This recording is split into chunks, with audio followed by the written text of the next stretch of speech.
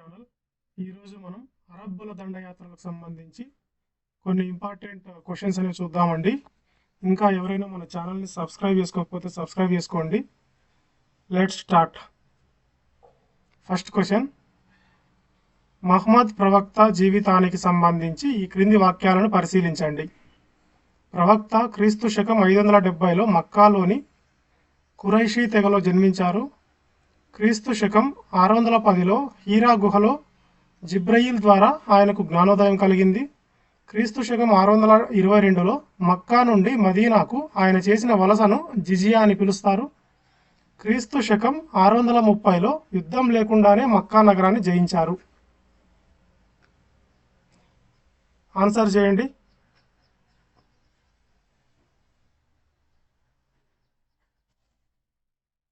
Option B is correct అండి. 1, 3, 4 are correct. Mohammed ప్రవక్త జీవితానికి సంబంధించి అడిగారండి క్వశ్చన్. ప్రవక్త క్రీస్తు శకం 570లో మక్కాలోని ఖురైషీ తెగలో జన్మించారంట.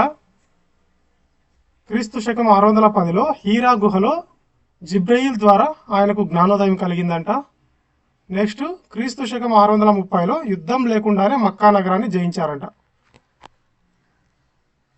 ఆప్షన్ స్టేట్మెంట్ 3 అనేది ఎందుకు రాంగు అంటే, మక్కా నుండి మదీనాకు వలస వెళ్ళడాన్ని హిజ్రత్ అంటారు. జిజియా అనేది ముస్లిమేతరులపై విధించే పన్ను అంట. ఇక్కడేమన్నారండి, మక్కా నుండి మదీనాకు ఆయన చేసిన వలసను జిజియా అని పిలుస్తారు అన్నారండి. జిజియా అనేది పన్ను. ఆయన వలస వెళ్ళడాన్ని ఏమంటారు? హిజ్రత్ అంటారంట. క్రీస్తు శకం 630లో రక్తపాతం లేకుండా మక్కాను ప్రవక్త స్వాధీనం చేసుకున్నాడు. ఎవరండి? ప్రవక్త. ఆయన ఫుల్ ఫామ్, ఆయన పేరు ఏంది? పూర్తి పేరు మహమ్మద్ ప్రవక్త. ఆయనకి జ్ఞానోదయం ఎప్పుడు కలిగిందండి? క్రీస్తు శకం 610లో. ఆయన ఎప్పుడు పుట్టాడండి? క్రీస్తు శకం 570లో. నెక్స్ట్ క్వశ్చన్, గజనీ ఆస్థాన పండితులు మరియు వారి రచనలు లేదా గుర్తింపును జతపరచుము.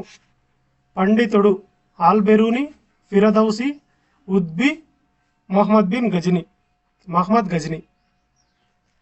నెక్స్ట్ వారి యొక్క బిరుదులు: Shahnama, Kitab ud Yamini, Kitab ul Hind, But Shikan. Option A correct అండి. A3, B1, C2, D4. Al Biruni Kitab ul Hind, Firdausi Shahnama, Utbi Kitab ud Yamini, Mahmud Ghazni But Shikan. Al Biruni ఎవరండి? ఈయన ఇండాలజీ యొక్క పితామహుడు. కితాబ్ ఉల్ హింద్ యొక్క రచయిత. ఎవరండి? ఆల్-బెరూని. ఫిరదౌసి పర్షియన్ హోమర్ షానామా రచయిత. షానామా యొక్క రచయిత ఎవరు? ఫిరదౌసి. ఉద్బి గజనీ వ్యక్తిగత కార్యదర్శి, కితాబ్ ఉద్ యామిని యొక్క రచయిత. ఎవరండి? ఉద్బి. గజనీ యొక్క వ్యక్తిగత కార్యదర్శి ఎవరు? ఉద్బి. కితాబ్ ఉద్ యామిని యొక్క రచయిత ఉద్బి. నెక్స్ట్, గజనీ విగ్రహాలను ధ్వంసం చేసినందుకు రూత్ షికాన్ అని పిలుస్తారంట. సారీ అండి, బూత్ షికాన్, నాట్ రూత్. బూత్ షికాన్ అని పిలుస్తారంట. ఎవరిని? గజనీని. ఎందుకు? విగ్రహాలను ధ్వంసం చేసినందుకు. నెక్స్ట్ క్వశ్చన్, మహమ్మద్ బిన్ కాసిం క్రీస్తు శకం 712లో సింధుపై దాడి చేసి రాజా దాహిర్ను ఓడించాడు. సింధు తీరంలోని దేవల్ ఓడరేవు వద్ద అరబ్బు నౌకలను సముద్రపు దొంగలు దోచుకోవడమే దీనికి తక్షణ కారణం. మహమ్మద్ బిన్ కాసిం క్రీస్తు శకం 712లో సింధుపై దాడి చేసి రాజా దాహిర్ను ఓడించాడు. సింధు తీరంలోని దేవల్ ఓడరేవు వద్ద అరబ్బు నౌకలను సముద్రపు దొంగలు దోచుకోవడమే దీనికి తక్షణ కారణం. బోత్ స్టేట్మెంట్స్ ఆర్ కరెక్ట్ అండి. హజాజ్ బిన్ యూసఫ్ పంపిన కాసీము దేవల్ ఓడరేవు దోపిడీకి పరిహారం చెల్లించినందుకు రాజా దాహిర్పై యుద్ధం ప్రకటించారు. ఎక్కడ? రావార్ యుద్ధంలో.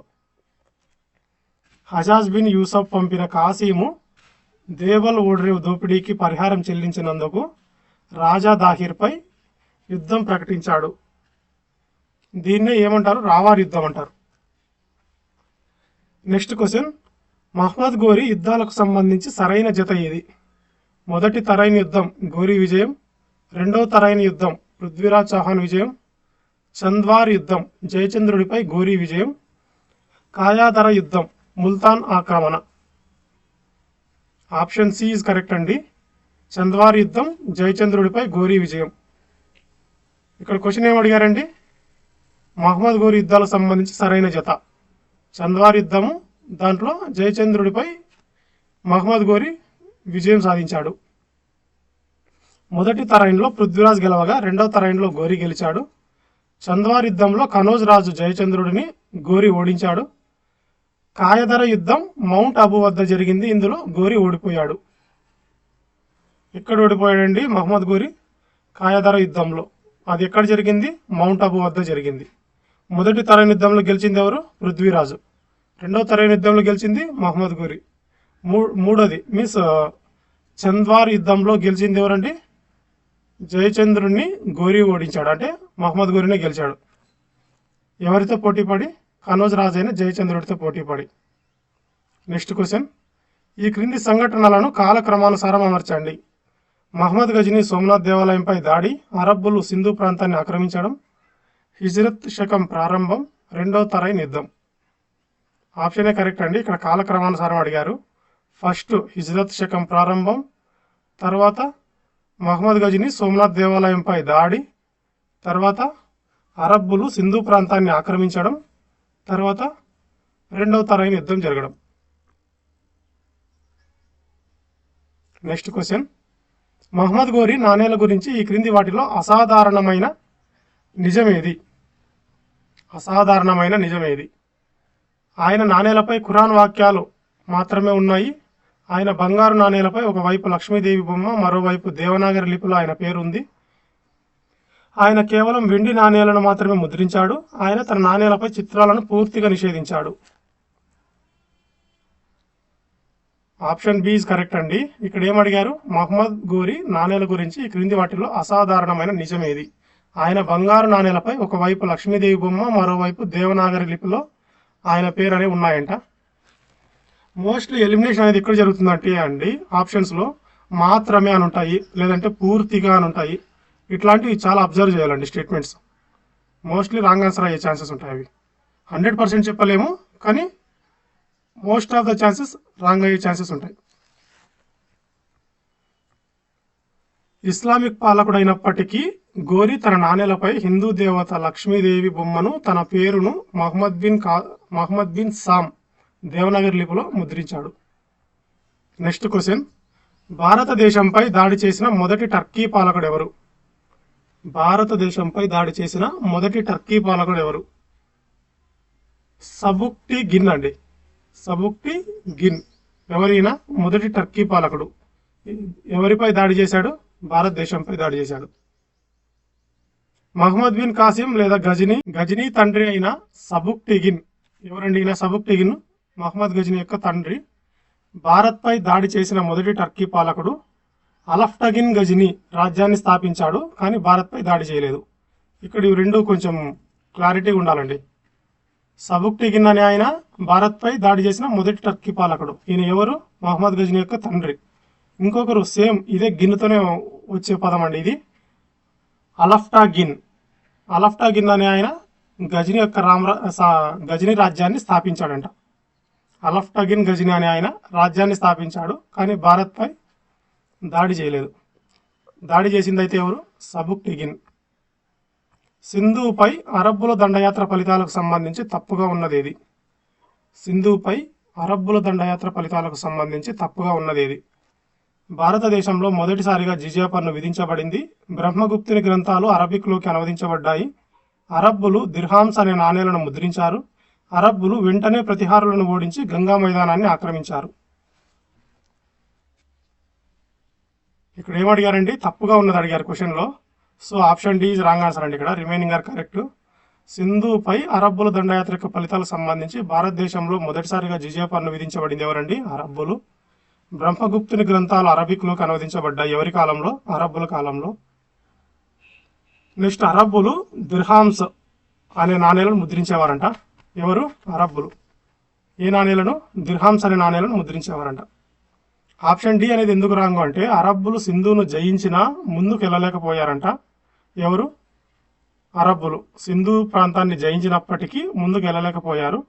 ప్రతిహార రాజు మొదటి నాగభట్టుడు మరియు చాళుక్యులు వారిని సమర్థవంతంగా అడ్డుకున్నారు. ఎవరిని అడ్డుకున్నారండి? అరబ్బుల్ని. ఎవరు అడ్డుకున్నది? ప్రతిహార రాజు మొదటి నాగభట్టు మరియు చాళుక్యులు ఈ అరబ్బుల్ని అడ్డుకున్నారంట. నెక్స్ట్ క్వశ్చన్, సింధుపై అరబ్బుల దండయాత్రకు సంబంధించిన ఆధారాల గురించి ఈ క్రింది వాక్యాలను పరిశీలించండి.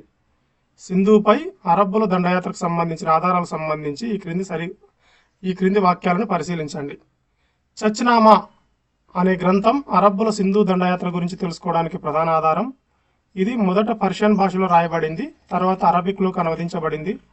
చచ్ అనేది రాజా దాహిర్ తండ్రి పేరు. ఈ గ్రంథానికి తారిక్ అల్ హింద్ వా సింధ్ అనే మరొక పేరు కూడా ఉంది. ఏ గ్రంథానికి? సింధుపై అరబ్బులు దండయాత్రకు సంబంధించిన గ్రంథానికి తారిక్ అల్ హింద్ వా సింధ్ అనే మరొక పేరు కూడా ఉందంటండి. పై వాటిలో ఏవి సరైనవి? Option B is correct answer అండి. 1, 3, 4. సింధుపై అరబ్బుల దండయాత్రకు సంబంధించి చచ్నామా అనే గ్రంథం అరబ్బుల సింధు దండయాత్ర గురించి తెలుసుకోవడానికి ఇదొక ప్రధాన ఆధారం అంట. ఇది చచ్నామా అనే గ్రంథం. ఎవరి గురించి తెలుసుకోవచ్చు దీని ద్వారా? సింధు దండయాత్రల గురించి, అరబ్బుల సింధు దండయాత్ర గురించి తెలుసుకోవచ్చు. నెక్స్ట్, ఇది చచ్ అనేది రాజా దాహిర్ యొక్క తండ్రి పేరంట, చచ్ అంటే. నెక్స్ట్, ఈ గ్రంథానికి తారిక్ అల్ హింద్ వ సింధ్ అనే మరొక పేరు కూడా ఉందంట. ఆప్షన్ అంటే స్టేట్మెంట్ 2 అనేది ఎందుకు రాంగు అంటే, ఇక్కడ చచ్నామా మొదట అరబిక్ భాషలో రాయబడింది, ఆ తర్వాత పర్షియన్ భాషలోకి అనువదించబడింది. ఇక్కడ ఏమన్నారండి? మొదట పర్షియన్ భాషలో రాయబడింది, తర్వాత అరబిక్లో అన్నారు. ఇది ఆపోజిట్లో పడింది. ఇక్కడ మొదట అరబిక్లో రాయబడింది, తర్వాత పర్షియన్లోకి అనువదించబడిందండి. సో స్టేట్మెంట్ 2 ఈజ్ ట్రాప్ ఇయర్. నెక్స్ట్ క్వశ్చన్, మహమ్మద్ గజనీ చేసిన కీలక దండయాత్రలు సంవత్సరాలను జతపరచుము. ఎన్నో క్వశ్చన్ అండి ఇది? 10th క్వశ్చన్ అండి ఇది. మహమ్మద్ గజనీ చేసిన కీలక దండయాత్రలు సంవత్సరాలను జతపరచుము. సంఘటనలు: పెషావర్ యుద్ధం జయపాలుడిపై విజయం, వహింద్ యుద్ధం ఆనందపాలుడిపై విజయం, కనౌజ్ మరియు మధురాపై దాడులు, జాట్లపై చివరి దండయాత్ర. సంవత్సరాలు: క్రీస్తు శకం 1008, క్రీస్తు శకం 1027, క్రీస్తు శకం 1001, క్రీస్తు శకం 1018. ఆప్షనే కరెక్ట్ అండి. A3, B1, C4, D2. Peshawar యుద్ధం, ఇక్కడ ఎవరు విజయం సాధించారు? జైపాలుడిపై విజయం సాధించారు. ఎవరు? మహమ్మద్ గజనీ విజయం సాధించాడు. ఎక్కడ? పెషావర్ యుద్ధంలో. ఎవరిపైన? జైపాలుడిపైన. ఇది ఎప్పుడు జరిగిందండి? 1001 సంవత్సరంలో అండి. క్రీస్తు శకం 1001 సంవత్సరంలో. వహింద్ యుద్ధం ఆనందపాలుడిపై విజయం సాధించాడు. ఎవరండి? మహమ్మద్ గజనీ. ఎప్పుడు? క్రీస్తు శకం 1008లో. ఏ యుద్ధంలో మహమ్మద్ గజనీ విజయం సాధించాడండి? వహింద్ యుద్ధంలో. ఎవరిపైన అంటే ఆనందపాలుడిపై. నెక్స్ట్, కనౌజ్ మరియు మధురాపై దాడులు అనేవి ఎప్పుడు జరిగాయండి? క్రీస్తు శకం 1018. జాట్లపై చివరి దండయాత్ర అనేవి ఎప్పుడు జరిగాయండి? క్రీస్తు శకం 1027. హిందూ షాహీరాజు జయపాలుడిని ఓడించాడు. ఎవరు? జయపాలుడు. హిందూ షాహీరాజు జయపాలుడిని ఎవరు ఓడించారు? మహమ్మద్ గజనీ. మహమ్మద్ గజనీ ఆర్ మహమ్మద్ గోరీ? మహమ్మద్ గజనీ అండి. నెక్స్ట్, ఆనందపాలుడు జైపాలుడి కుమారుడిపై విజయం సాధించాడు. జైపాలుడు కుమారుడైన ఆనందపాలుడిపై ఎవరు? మహమ్మద్ గజనీ విజయం సాధించాడు. కనౌజ్ లేదా మధుర ప్రాంతాలు ప్రతిహార రాజు రాజపాలుడు గజనీకి లొంగిపోయాడు. ఎవరండి ఈయన? ప్రతిహార రాజు రాజపాలుడు కనౌజ్ లేదా మధుర ప్రాంతానికి చెందిన వ్యక్తి. ఈయన మహమ్మద్ గజనీకి లొంగిపోయాడంట. ఎవరు? రాజపాలుడు. జాట్లు సోమనాథ్ నుండి తిరిగి వెళ్ళేటప్పుడు ఆటంకం కలిగించినందుకు శిక్షగా చేసిన చివరి దాడి ఏదంటే జాట్లు. నెక్స్ట్ క్వశ్చన్, మహమ్మద్ గజనీ ఆస్థాన చరిత్రకారుడు ఉద్బీకి సంబంధించి సరికానిది ఏది? ఉద్బీ అండి. ఇతను మహమ్మద్ గజనీకి వ్యక్తిగత కార్యదర్శిగా పనిచేశారు. ఇతను తారిఖీ యామిని లేదా కితాబ్ ఉల్ యామిని రచయిత.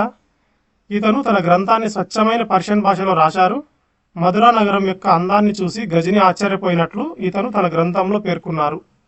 ఇక్కడ సరికానిది అడిగారండి క్వశ్చన్లో మహమ్మద్ గజనీకి సంబంధించి. Option C is wrong answer అండి. ఇతను తన గ్రంథాన్ని స్వచ్ఛమైన పర్షియన్ భాషలో రాశారు అన్నారండి. ఇది రాంగ్ అండి. ఇక్కడ ఇంతకుముందే డిస్కస్ చేసాం దీని గురించి, ఈ పాయింట్ ఇదే వీడియోలో. రిమైనింగ్ స్టేట్మెంట్స్ ఆర్ కరెక్ట్ అండి. ఇక్కడ ఏమడిగారు, మహమ్మద్ గజనీ యొక్క ఆస్థాన చరిత్రకారుడు ఉద్బీకి సంబంధించిందండి అడిగినది. ఇతను మహమ్మద్ గజనీకి వ్యక్తిగత కార్యదర్శిగా పనిచేసేవారు. ఎవరు? ఉద్బీ. ఇతను తారిఖీ యామిని లేదా కితాబుల్ యామిని యొక్క రచయిత. మధురా నగరం యొక్క అందాన్ని చూసి గజనీ ఆశ్చర్యపోయినట్లు ఇతను తన గ్రంథంలో పేర్కొన్నారు. ఉద్బీ తన గ్రంథాన్ని అరబిక్ భాషలో రాశారండి. ఈ పాయింట్ ఆల్రెడీ ఇదే వీడియోలో డిస్కస్ చేశాము ఈ క్వశ్చన్ కంటే ముందు. ఇక్కడ స్వచ్ఛమైన పర్షియన్ భాష కాదండి, అరబిక్ భాషలో రాశారు, పర్షియన్ భాషలో కాదు. ఫిరదౌసి మాత్రమే పర్షియన్ భాషలో షా నామా అనేది రాశారండి. పర్షియన్ భాషలో రాసింది ఎవరు? ఫిరదౌసి. దేన్ని రాశారు? షా నామా అనే గ్రంథాన్ని. నెక్స్ట్ క్వశ్చన్, మహమ్మద్ గజనీ దండయాత్రల వల్ల భారతదేశపు వాయువ్య ద్వారాలు విదేశీయులకు తెరుచుకున్నాయి. గజనీ దండయాత్రల ఫలితంగా పంజాబ్ను తన సామ్రాజ్యంలో విలీనం చేసుకున్నాడు.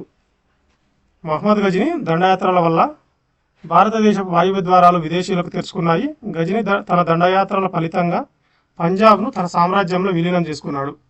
బోత్ స్టేట్మెంట్స్ ఆర్ కరెక్ట్ అండి. ఇక్కడ గజనీ సంపద కోసం వచ్చిన పంజాబ్ ప్రాంతాన్ని తన రాజ్యంలో కలపడం వల్ల అది తదుపరి ముస్లిం దండయాత్రలకు గోరీ వంటి వారికి ఒక పునాదిగా మారిందంట. ఏదండి? పంజాబ్ ప్రాంతం. నెక్స్ట్ క్వశ్చన్, మహమ్మద్ గోరీ సేనాధిపతులు మరియు వారు సాధించిన విజయాలను జతపరచుము. సేనాధిపతి కుతుబుద్దీన్ ఐబక్, బక్తియార్ ఖిల్జీ, రెండవ మూలరాజు, గియాజుద్దీన్ మహమ్మద్. సాధించిన విజయాలు లేదా ప్రాంతాలు: నలంద విక్రమశిల ధ్వంసం, ఉత్తర భారతదేశ బాధ్యతలు, గోరీని ఓడించిన గుజరాత్ రాజు, గోరీ రాజవంశ స్థాపకుడు. ఆప్షన్ ఏ కరెక్ట్ అండి. A2, B1, C3, D4. Qutbuddin Aibak ఉత్తర భారతదేశ బాధ్యతలు, బక్తియార్ ఖిల్జీ నలంద విక్రమశిల ధ్వంసం, రెండవ మూలరాజు గోరీని ఓడించిన గుజరాత్ రాజు, గియాజుద్దీన్ మహమ్మద్ గోరీ యొక్క రాజవంశ స్థాపకుడు. గియాజుద్దీన్ మహమ్మద్ ఎవరండి? గోరీ రాజవంశ స్థాపకుడు. కుతుబుద్దీన్ ఐబక్ ఉత్తర భారత బాధ్యతలు చూసి బానిస వంశాన్ని స్థాపించాడండి. ఎవరు? కుతుబుద్దీన్ ఐబక్. బక్తియార్ ఖిల్జీ బీహారు, బెంగాలు దాడులు చేసి విశ్వవిద్యాలయాలను ధ్వంసం చేశాడు.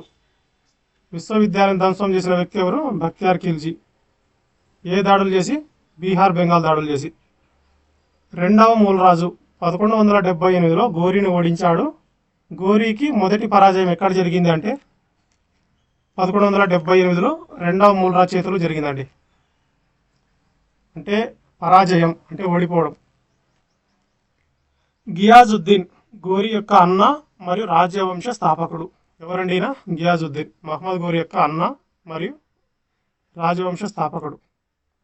నెక్స్ట్ క్వశ్చన్, ఇస్లాం మత చరిత్రలో అన్సార్లు మరియు ముహజిరీస్లు అని ఎవరిని పిలుస్తారు? ఇస్లాం మత చరిత్రలో అన్సార్లు మరియు ముహాజిరీస్లు అని ఎవరిని పిలుస్తారు? మక్కాలోని వ్యాపారులు మరియు మదీనాలోని రైతులు, మదీనాలోని స్థానిక సహాయకులు మరియు మక్కా నుండి వచ్చిన వలస ముస్లింలు, ఖలీఫాల అంగరక్షకులు మరియు టర్కీ బానిసలు, ముస్లిం సైనికులు మరియు యుద్ధ ఖైదీలు. ఇక్కడ ఏమడిగారండి? ఇస్లాం మత చరిత్రలో అన్సార్లు మరియు ముహజిరీస్లు అని ఎవరిని పిలుస్తారు అంటే ఆప్షన్ బి ఇస్ కరెక్ట్ అండి. మదీనాలోని స్థానిక సహాయకులు మరియు మక్కా నుండి వచ్చిన వలస ముస్లింలు. మదీనాలోని స్థానిక సహాయకులు మరియు మక్కా నుండి వచ్చిన వలస ముస్లింలను అన్సార్లు మరియు ముహజిరీస్లు అని పిలుస్తారంట. హిజ్రత్ సమయంలో మదీనాలోని స్థానికులను ఏమంటారు? అన్సార్లు లేదా సహాయకులని. మక్కా నుండి ప్రాణభయంతో వలస వచ్చిన వారిని ముహజిరీస్లు అని పిలిచేవారంటండి. నెక్స్ట్ క్వశ్చన్, మహమ్మద్ ప్రవక్త తర్వాత ఇస్లాం సామ్రాజ్యాన్ని పాలించిన రాషిదూన్ ఖలీఫాల సరైన వరుస క్రమాన్ని గుర్తించండి. మహమ్మద్ ప్రవక్త తర్వాత ఇస్లాం సామ్రాజ్యాన్ని పాలించిన రాషిదూన్ ఖలీఫాల సరైన వరుస క్రమాన్ని గుర్తించండి. ఆప్షన్ సి ఇస్ కరెక్ట్ అండి. అబూబకర్, ఉమర్, ఉస్మాన్, అలీ. ఇక్కడ ఏమడిగారు? మహమ్మద్ ప్రవక్త తర్వాత ఇస్లాం సామ్రాజ్యాన్ని పాలించిన రాషిదూన్ ఖలీఫాల యొక్క నాయకులు వరుస క్రమం అడిగారండి. ఫస్ట్ అబూబకర్, తర్వాత ఉమర్, తర్వాత ఉస్మాన్, తర్వాత అలీ. అలీ అనే అతను ప్రవక్త యొక్క అల్లుడు. మహమ్మద్ ప్రవక్త యొక్క అల్లుడు ఎవరండి? అలీ. నెక్స్ట్ క్వశ్చన్, మహమ్మద్ గజనీ దండయాత్రల వెనుక ఉన్న ఉద్దేశాలకు సంబంధించి ఈ క్రింది వాక్యాలను పరిశీలించండి. భారతదేశపు సంపదను దోచుకొని తన రాజధాని గజనీని అందమైన నగరంగా తీర్చిదిద్దడం ప్రధాన లక్ష్యం. ఇస్లాం మత వ్యాప్తి మరియు విగ్రహాలను ధ్వంసం చేయడం వంటి మతపరమైన కారణాలున్నాయి. భారతదేశంలో శాశ్వత ముస్లిం సామ్రాజ్యాన్ని స్థాపించడం ఆయన ప్రధాన ఉద్దేశం.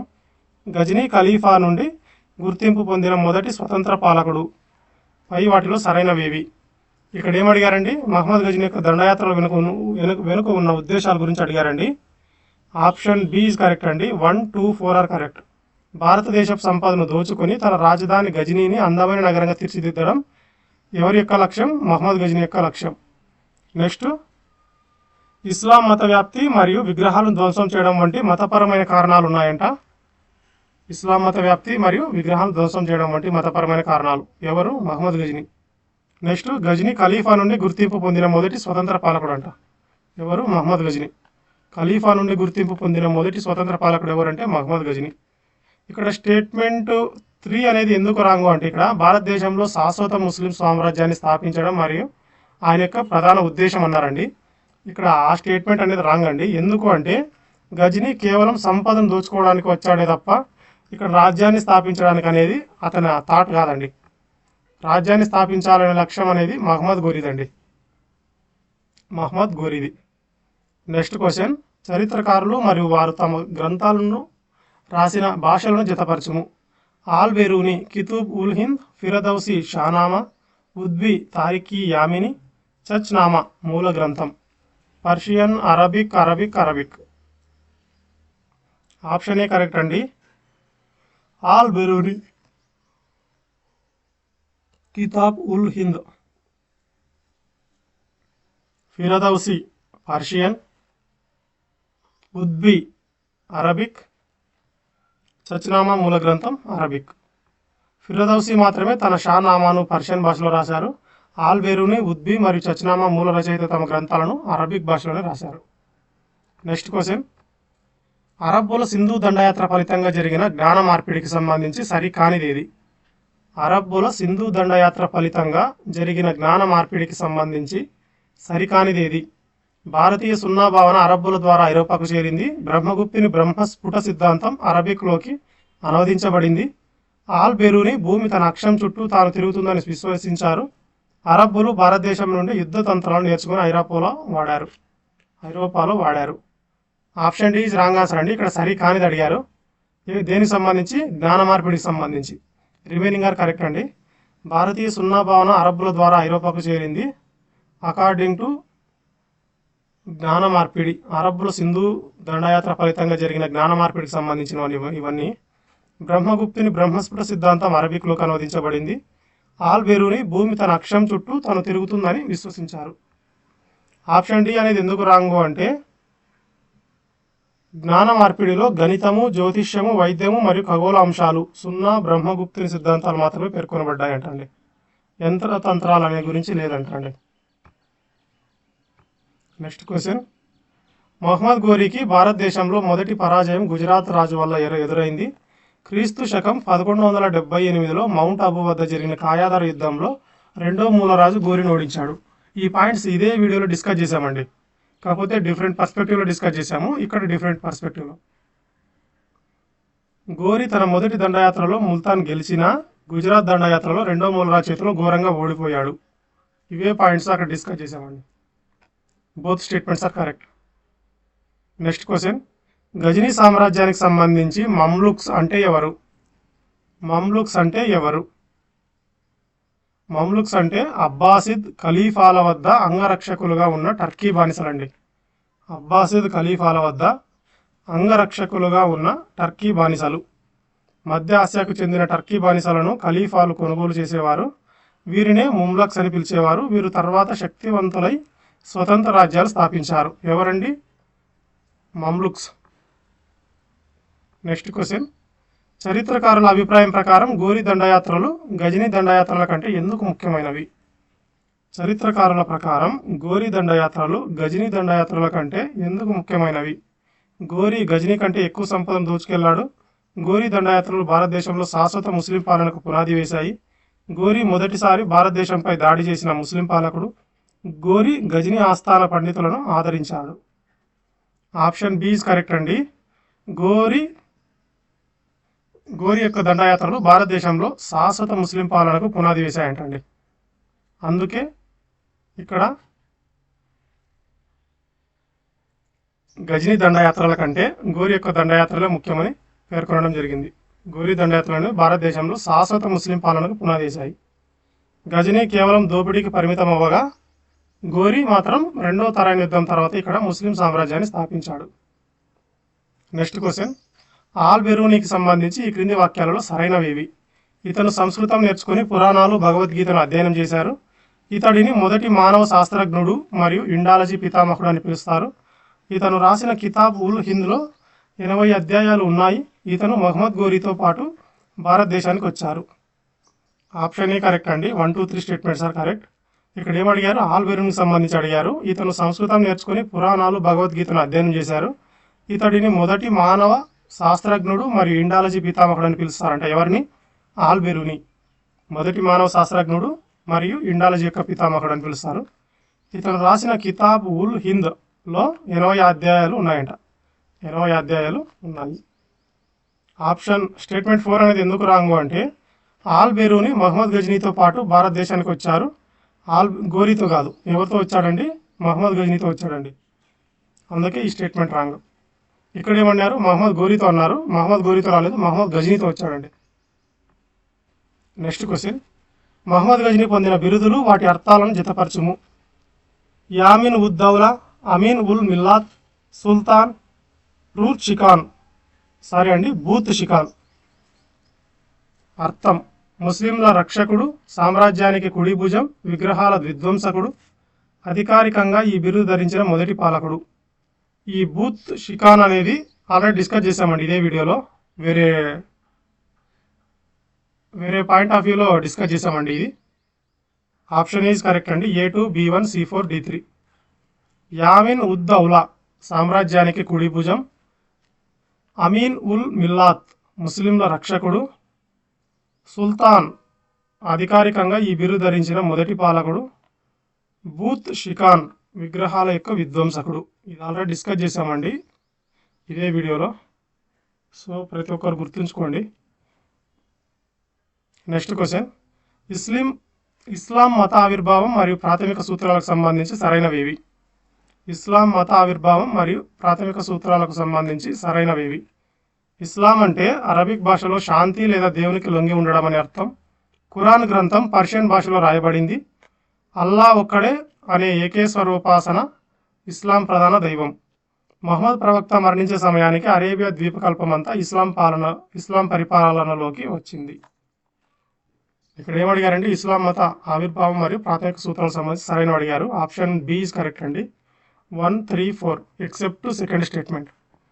ఇస్లాం అంటే అరబిక్ భాషలో శాంతి లేదా దేవునికి లొంగి ఉండడం అని అర్థం. అల్లా ఒక్కడే అనే ఏకేశ్వరోపాసన ఇస్లాం ప్రధాన దైవం. మహమ్మద్ ప్రవక్త మరణించే సమయానికి అరేబియా ద్వీపకల్పమంతా ఇస్లాం పరిపాలనలోకి వచ్చింది. So except second statements all are correct అండి. ఖురాన్ గ్రంథం పర్షియన్ భాషలో రాయబడింది అన్నారండి. So that is wrong answer. అక్కడ ఏమన్నారండి?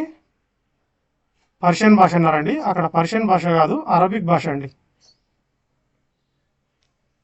నెక్స్ట్ క్వశ్చన్, మహమ్మద్ గోరీ వంశానికి సంబంధించి సంసబానీ రాజ్యం ఏ భౌగోళిక ప్రాంతాల మధ్య విస్తరించి ఉండేది? మహమ్మద్ గోరీ వంశానికి సంబంధించి సంసబానీ రాజ్యం ఏ భౌగోళిక ప్రాంతాల మధ్య విస్తరించి ఉండేది? కాబూల్ మరియు కాందహార్ మధ్య, హేరాత్ మరియు గజనీ మధ్య ఉన్న పర్వత ప్రాంతం, మక్కా మరియు మదీనా మధ్య ఉన్న ఎడారి ప్రాంతం, సింధు మరియు ముల్తాన్ మధ్య ఉన్న మైదాన ప్రాంతం. ఆప్షన్ బి ఇస్ కరెక్ట్ అండి. మహమ్మద్ గోరీ వంశానికి సంబంధించి సంసబానీ రాజ్యం ఏ భౌగోళిక ప్రాంతాల మధ్య ఉంది అంటే సంసబానీ రాజ్యం అనేది హేరాత్ మరియు గజనీ మధ్య ఉన్న పర్వత ప్రాంతం అండి ఇది. నెక్స్ట్ క్వశ్చన్, మక్కాలోని సాంప్రదాయవాద ఖురైషీ నాయకులు మహమ్మద్ ప్రవక్త బోధనలను తీవ్రంగా వ్యతిరేకించారు. విగ్రహారాధన ఆగిపోతే మక్కాలోని కాబాకు వచ్చే యాత్రికులు తగ్గిపోయి తమ వ్యాపార ఆదాయం దెబ్బతింటుందని వారు భయపడ్డారు. ఆప్షనే కరెక్ట్ అండి. Both statements are correct. మక్కాలోని సంప్రదాయవాద కురైషీ నాయకులు మహమ్మద్ ప్రవక్త బోధనలను తీవ్రంగా వ్యతిరేకించారు. విగ్రహారాధన ఆగిపోతే మక్కాలోని కాబాకు వచ్చే యాత్రికులు తగ్గిపోయి తమ వ్యాపార ఆదాయం దెబ్బతింటుందని వారు భయపడ్డారు. ఎవరండి? కురైషీ నాయకులు. కురైషీ నాయకులు మహమ్మద్ ప్రవక్త యొక్క బోధనలను తీవ్రంగా వ్యతిరేకించారు. ఎక్కడ? మక్కాలో. Next question. మహమ్మద్ గోరీ పాల్గొన్న యుద్ధాలను కాలక్రమానుసారం అమర్చండి. ఇంపార్టెంట్ అండి ఇది. మహమ్మద్ గోరీ కానీ, మహమ్మద్ గజనీ కానీ, ఆల్ బెరూనీ కానీ, ఇవన్నీ చాలా చాలా ఇంపార్టెంట్ అండి. వీటి నుంచి ఖచ్చితంగా బిట్ ఎక్స్పెక్ట్ చేయొచ్చు అప్కమింగ్ ప్రిలిమ్స్ ఎగ్జామ్లో. మహమ్మద్ గోరీ పాల్గొన్న యుద్ధాలను కాలక్రమానుసారం అమర్చండి. చంద్వార్ యుద్ధం, ముల్తాన్ విజయం, మొదటి తరైన్ యుద్ధం, రెండవ తరైన్ యుద్ధం, కాయాధర యుద్ధం. ఆప్షన్ ఏ కరెక్ట్ అండి. 2, 5, 3, 4, 1. ఫస్ట్ ముల్తాన్ విజయం, తర్వాత కాయాధర యుద్ధం, తర్వాత మొదటి తరైన్ యుద్ధం, తర్వాత రెండవ తరైన్ యుద్ధం, తర్వాత చాంద్వార్ యుద్ధం. మీకు ఒకవేళ ఎగ్జామ్లో మెయిన్ అప్కమింగ్ ప్రిలిమ్స్ ఎగ్జామ్లో ఏవైనా క్వశ్చన్స్ తెలియకున్నప్పుడు జస్ట్ కొంచెం ఆలోచించండి క్వశ్చన్ గురించి, అసలు ఏం అడిగారు అనేది. మీకు క్వశ్చన్కి ఆన్సర్ పర్ఫెక్ట్ తెలియకపోయినప్పటికీ ఇక్కడ కొంచెం లాజిక్ ఉపయోగించండి, ఈజీగా ఆన్సర్ చేయొచ్చు. ఒకవేళ ఇది ఎగ్జాంపుల్ చెప్తున్నా, దీంట్లో మీకు ఒకవేళ ఆన్సర్ అనేది తెలియదు, అప్పుడు ఏం చేయాలంటే ఇక్కడ చంద్వార్ యుద్ధం అడిగాడు, ముల్తాన్ విజయం అడిగాడు, మొదటి తరైన్ యుద్ధం అన్నాడు, రెండవ తరైన్ యుద్ధం అన్నాడు, కాయధర యుద్ధం అన్నాడు. ఇక్కడ మీరు కొంచెం నాలెడ్జ్ ఉపయోగిస్తే ఎప్పుడన్నా కానీ మొదటి తరైన్ యుద్ధం తర్వాతనే రెండవ తరైన్ యుద్ధం రావాలండి. దీనికంటే ముందు అయితే రాదు కదా ఈ రెండవ తరైన్ యుద్ధం అనేది. సో ఇక్కడ ఈ రెండింటిని ఉపయోగించుకొని ఆన్సర్ ఇక్కడ ఎలిమినేట్ చేయొచ్చండి రిమైనింగ్ ఆప్షన్స్ అన్ని. ఈ మొదటి తరైన్ యుద్ధం తర్వాతనే రావాలా, 3 తర్వాతనే 4 రావాలండి. 3 కంటే ముందు అనేది 4 ఉండకూడదు. అట్లా ఇక్కడ కంపేర్ చేసుకోండి. ఇక్కడ 3 కంటే ముందే 4 ఉంది, సో దీన్ని రాంగ్ చేయొచ్చు, అంటే ఈ ఆప్షన్ ఎలిమినేట్ చేయొచ్చు. నెక్స్ట్ ఇంకా ఏమున్నాయండి? సో ఇక్కడ మొదటి తరైన్ యుద్ధం తర్వాతనే రెండో తరైన్ యుద్ధం రావాలి, 3 తర్వాతనే 4 రావాలి. సో ఇక్కడ 3 తర్వాత 4 అంటే ఇక్కడ ఉంది, ఇక్కడ ఉంది, నెక్స్ట్ ఇక్కడ ఉంది. సో అట్లీస్ట్ ఒక ఆప్షన్ అయినా ఎలిమినేట్ చేసామండి, గుడ్డిగా ఆన్సర్ పెట్టుకోకుండా కనీసం ఒక ఆప్షన్ ఎలిమినేట్ చేసేకి ఛాన్స్ ఉంది. అట్లా కొంచెం ట్రై చేయండి డైరెక్ట్ గుడ్డిగా ఆన్సర్ పెట్టేదానికంటే. Next question. గజనీ మరియు గోరీ దండయాత్రల సమయంలో భారతీయ రాజ్యాల ఓటమికి గల ప్రధాన సైనిక కారణం ఏది? గజనీ మరియు గోరీ దండయాత్రల సమయంలో భారతీయ రాజ్యాల ఓటమికి గల ప్రధాన సైనిక కారణం ఏది? భారతీయుల వద్ద ఉన్న ఆధునిక తుపాకులు, భారతీయులు ఏనుగుల దళం కన్నా టర్కీల వేగవంతమైన గుర్రపు దళం యుద్ధాల్లో నిర్ణయాత్మక పాత్ర పోషించడం, అరబ్బుల నౌకాదళం అద్భుతంగా ఉండటం, భారతీయ రాజుల వద్ద తగినంత సైన్యం లేకపోవడం. ఇక్కడ ఏమడిగారండి? గజనీ మరియు గోరీ దండయాత్రల సమయంలో భారతీయ రాజ్యాల ఓటమికి గల ప్రధాన సైనిక కారణం ఏంటి అంటే ఆప్షన్ బి కరెక్ట్ అండి. భారతీయుల ఏనుగు దళం కన్నా టర్కీల వేగవంతమైన గుర్రపు దళం యుద్ధాల్లో నిర్ణయాత్మక పాత్ర పోషించడం వల్ల భారతీయుల రాజ్యాలు అనేవి ఓటమికి అదొక ప్రధాన కారణం అండి. Next question. మహమ్మద్ గజనీ దండయాత్రల తర్వాత ఏ నగరం పర్షియన్ భాష మరియు సాంస్కృతిక కేంద్రంగా మారింది? మహమ్మద్ గజనీ దండయాత్రల తర్వాత ఏ నగరం పర్షియన్ భాష మరియు సాంస్కృతిక కేంద్రంగా మారింది? ఆప్షన్ సి అండి, లాహోర్. మహమ్మద్ గజనీ దండయాత్రల తర్వాత పర్షియన్ భాష మరియు సాంస్కృతిక కేంద్రంగా మారిన ప్రాంతం ఏది అంటే లాహోర్ అండి.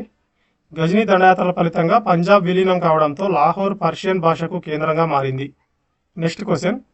ఆల్ బెరూనీ రాసిన కితాబ్ ఉల్ హింద్లో చర్చించిన అంశాల గురించి సరైనవేవి? ఇందులో మొత్తం 20 అధ్యాయాలు ఉన్నాయి. మతం, తత్వశాస్త్రం, పండుగలు మరియు సామాజిక జీవితం గురించి చర్చించారు. భూ వ్యాసార్థాన్ని లెక్కించేందుకు ఒక ప్రత్యేక సూత్రాన్ని ఉపయోగించారు. పతంజలి యోగ సూత్రాలను అధ్యయనం చేశారు. ఆల్ బెరూనీ రాసిన కితాబ్ ఉల్ హింద్లో చర్చించిన అంశాల గురించి సరైనవేవి? ఆల్ బెరూనీ రాసిన కితాబ్ ఉల్ హింద్ యొక్క గ్రంథం గురించి ఇక్కడ డిస్కస్ చేయడం జరిగిందండి. ఆప్షన్ డి ఈజ్ కరెక్ట్ అండి. All statements are correct. ఇందులో మొత్తం 20 అధ్యాయాలు ఉన్నాయంట. ఏ దాంట్లో? కితాబ్ ఉల్ హింద్ అనే గ్రంథంలో మతం, తత్వశాస్త్రం, పండుగలు మరియు సామాజిక జీవితం గురించి చర్చించారంట. భూ వ్యాసార్థాన్ని లెక్కించేందుకు ఒక ప్రత్యేక సూత్రాన్ని ఉపయోగించారంట. నెక్స్ట్ పతంజలి యోగ సూత్రాలను అధ్యయనం చేశారంట. ఎక్కడ? కితాబుల్ హింద్లో. 30 క్వశ్చన్స్ కంప్లీటెడ్ అండి. ఇంకా ఎవరైనా మన ఛానల్ని సబ్స్క్రైబ్ చేసుకోకపోతే సబ్స్క్రైబ్ చేసుకోండి. అప్కమింగ్ వీడియోస్లో ఇంకా మంచి మంచి కంటెంట్తో మీ ముందుకు వస్తాము. ఎగ్జామ్ ముందు మాత్రం కొన్ని ట్రిక్స్ అనేవి చెప్తామండి. క్వశ్చన్స్ తెలియకున్నప్పుడు ఎలా ఆన్సర్ చేయాలి, అట్లీస్ట్ అంటే 100% యాక్యురసీ లేకపోయినా, అంటే గుడ్డిగా ఆన్సర్ పెట్టేదానికన్నా లేదంటే కంప్లీట్గా వదిలేయడం కన్నా అట్లీస్ట్ మన వంతు ఇంతవరకు ట్రై చేయొచ్చు ఆన్సర్ చేయడానికి అనేవి కొన్ని షార్ట్ కట్స్ అనేవి ఎగ్జామ్ ముందు ఒక 10 days ముందు చెప్పడం జరుగుతుందండి. సో ప్రతి ఒక్కరూ మన ఛానల్లో ఉన్న కంటెంట్ని ప్రతి ఒక్కరూ ఉపయోగించుకోండి. ఇదంతా కంప్లీట్గా ఫ్రీ కంటెంట్ అండి. నాకే మీరు రూపాయి ఇవ్వాల్సిన పని లేదు. సో ప్రతి ఒక్కరూ ఉపయోగించుకోండి ఈ ఫ్రీ కంటెంట్ని. మన ఛానల్ని సబ్స్క్రైబ్ చేసుకోండి, మీ ఫ్రెండ్స్ కూడా షేర్ చేయండి. థ్యాంక్ యూ అండి. బాయ్.